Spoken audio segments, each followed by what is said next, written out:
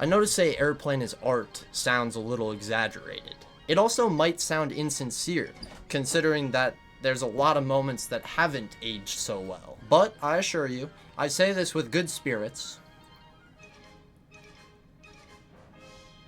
and evidence backing my claim.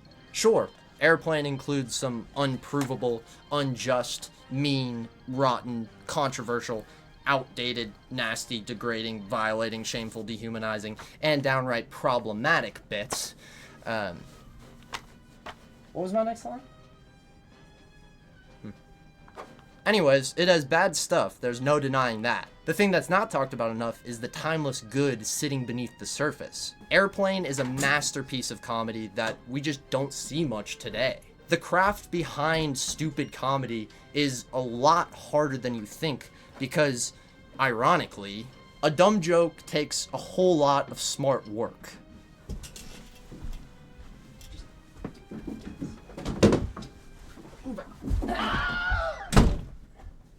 Or maybe it's just the willingness to be dumb. The first staple of Airplane is that it adds so much levity in the bit moments. Like many films of the era, you have all these random people all over that just have one aspect of their character that adds to the film. The first time we see this is the red zone, white zone announcers. There's just no stopping in a white zone. Oh, really, Vernon? Why pretend? We both know perfectly well what it is you're talking about. This bit has what sounds like a long married couple arguing over the intercoms about how this system works at the airport. The theme of these small bit characters continue on every 5 minutes, it feels like. A religious solicitor, a man getting in a taxi, a lady trying to apply makeup on the plane, a religious solicitor. Then even larger bits like a singing nun, a suspecting wife, a fake co-pilot who actually plays for the Lakers, or a religious solicitor. These parts might be too much for some people, but bringing a big cast with little depth to such a simple story can keep you entertained every second. Whenever there's a slight lull in the comedy or story, we can cut to one of these people and then have a laugh at seeing how they handled whatever wacky situation. Airplane might milk these jokes too dry, but overall it's a perfect comedic tool to use away from our main characters, who are also funny, don't worry. Leslie Nielsen, I surely won't forget about you. Airplane also never wastes any needed dialogue without something going on in the background.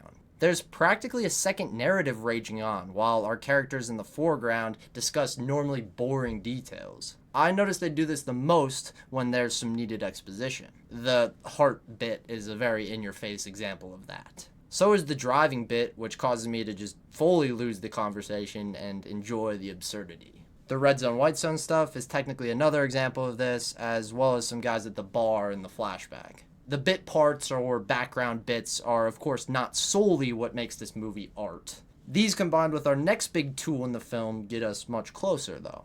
Expectation subversion is the most important comedic tool in this movie and probably in comedy in general. If you've ever seen one of those videos that has someone whom you don't know their next move, you'll understand what I'm talking about. The largest reason someone laughs in general is because of something unexpected. If you see it coming, you'll never find it funny. That's why Airplane throws subversions at us one after the next. It gives a constant need to chuckle when the movie's throwing you off, setting you up for one thing and then delivering another over and over and over. Even if you think you're catching on, there will be another moment in the next few minutes that'll throw you again. Fourth wall breaks, both in and out of character. A nice little line from Ted to the camera.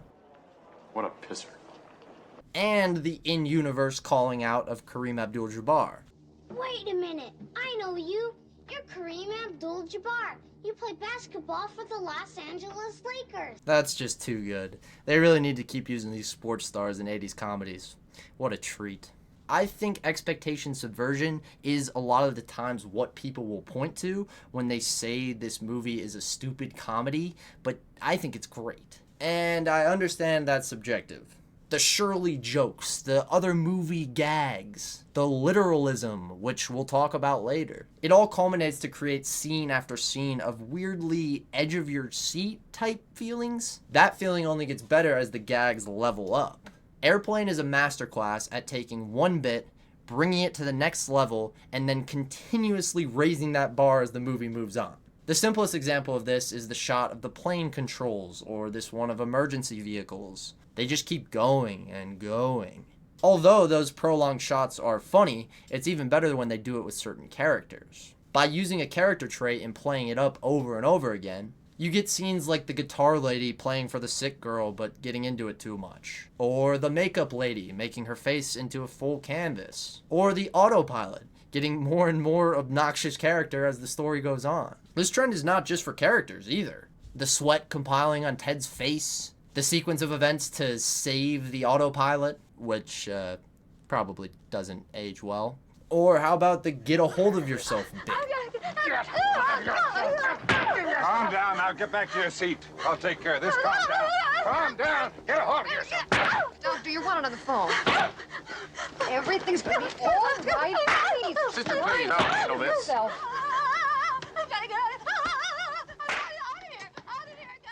Oh yeah, this is the best example by far. For me, escalation is a punchline multiplier. The more that they commit, the funnier it gets, but the characters never realize that.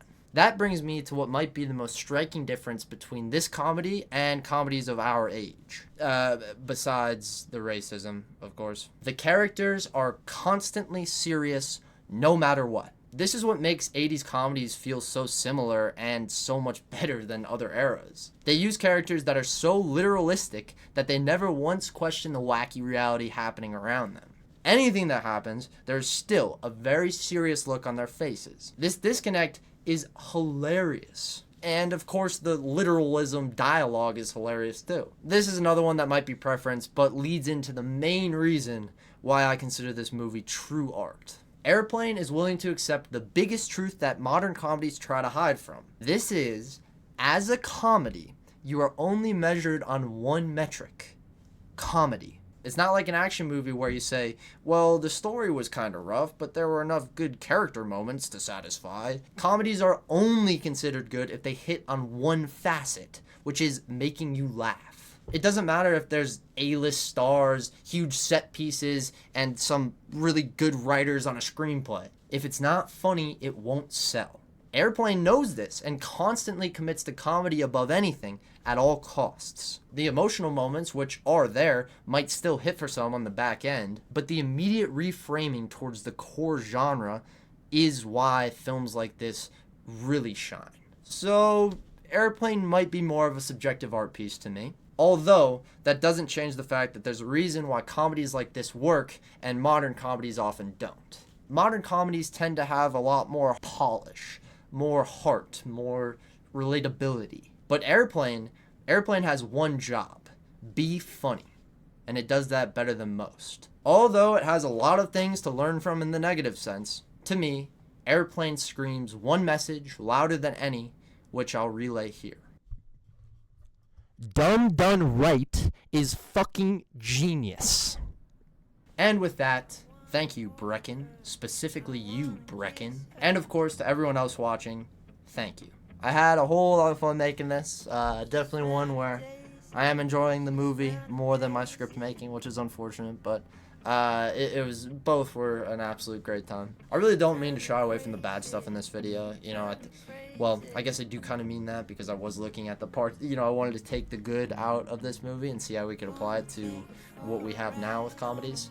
I do think that there's so much problematic here that if you're, you know, showing this to kids or want to teach it in a class or something, or even just talking about it in the modern day, you don't necessarily want to shy away from those things. And, you know, if anybody feels that I didn't go too far into those things, I would absolutely love to talk about it because, you know, the problems with this movie are just as important to learn from than the good things about it, I think. But, yeah, I think we're done here. So, deuces.